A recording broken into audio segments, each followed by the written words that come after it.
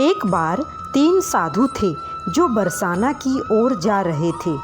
उनमें से एक साधु जो वृद्ध था वह कहने लगा कि मैं अब यमुना किनारे आसन लगाकर रहूँगा।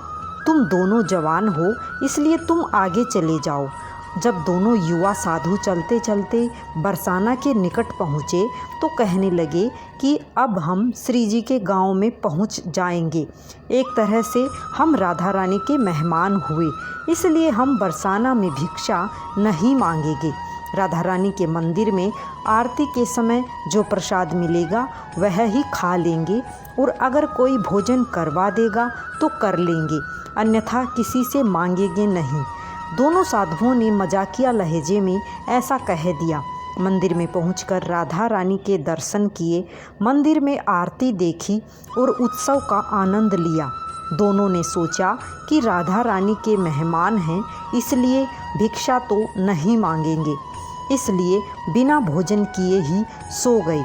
उसी रात्रि राधा रानी ने स्वप्न में मंदिर के पुजारी जी को जगाया और कहने लगी कि मेहमान भूखे हैं और आप चैन से सो रहे हैं। पुजारी जी आश्चर्य से कहने लगे कि मेहमान कहाँ हैं। राधा रानी कहने लगी कि 2 साधु हैं जो बिना भोजन किए सो गए हैं। पुजारी जी जल्दी से उठे और साधुओं को ढूंढकर उन्हें जगाया और वह पूछने लगे कि क्या आप श्री राधा रानी के मेहमान हैं। पुजारी जी कहने लगे कि आप उठकर बैठो, मैं आपके लिए अभी भोजन प्रसाद का प्रबंध करता हूँ।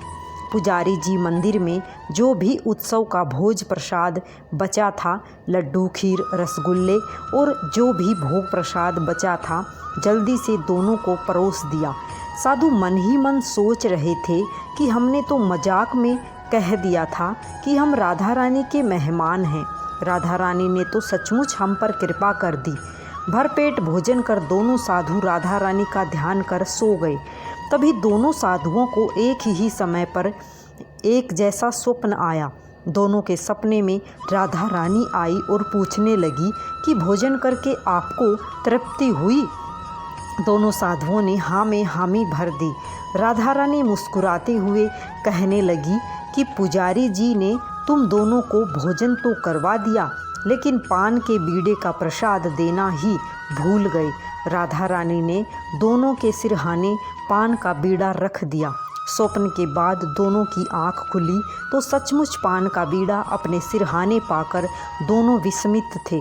राधा रानी ने मजाक के भाव से कहा गया वचन भी सत्य साबित कर दिया और बिना मांगे दोनों को भरपेट भोजन करवा दिया। सचमुच में बहुत करुणामयी है श्री राधा रानी। राधे राधे सभी को।